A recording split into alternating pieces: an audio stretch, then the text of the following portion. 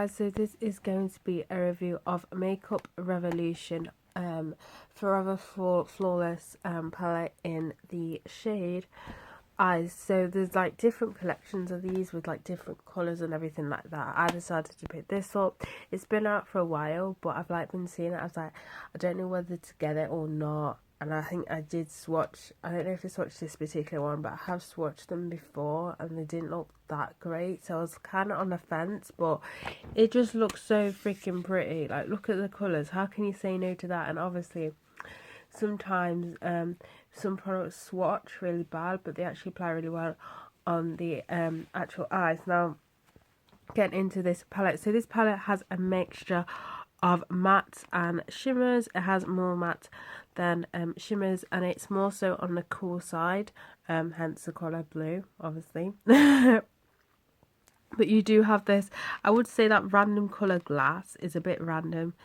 and Titanic is a bit random to have in the palette, a little bit, but oh well. So first off, when it comes to application, you do get a lot of kickback and you do get fallout, especially with the matte shades. Now, it is hard to get vibrant colours in the matte formulas, so you know, so there's that. So I don't fault them too much. I mean, as I said, you do get fallout, not too much, but you may have to clean it up from the bottom of your eye, from the eyes.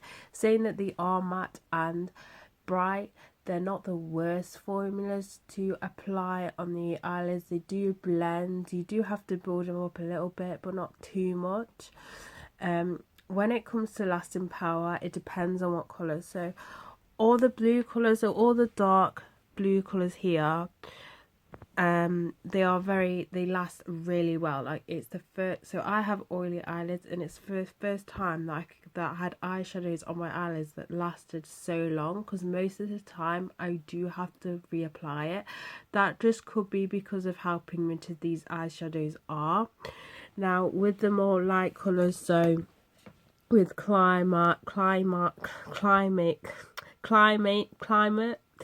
so I can't speak, icy, and then frostbite, cool.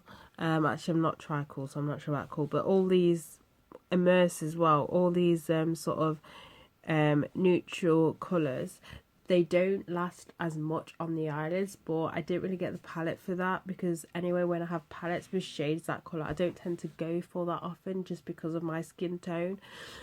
So those do last like normal eyeshadows that I do get, you know, from the shop and whatever, from other palettes.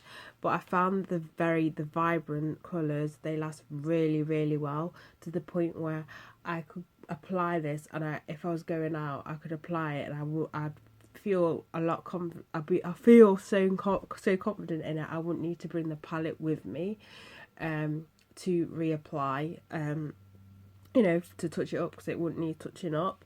So really, really like that, and that aspect of the colours. But overall, I really like it. I can make different looks with it as well, which I really like with a palette. When I look for a palette, I look for a palette where I know I can make a lot of looks with it, and a variety. I know you can argue with the variety because it is the shade blue, but you know what I mean. So I do really like that, and as I said, I am really, really, really, really impressed with the vibrant shades and how long they last on my eyelids. For me, this is a really, really, really good palette, and I definitely will try out the other different shades in the collection. But yeah, that is basically it for this review. So bye guys.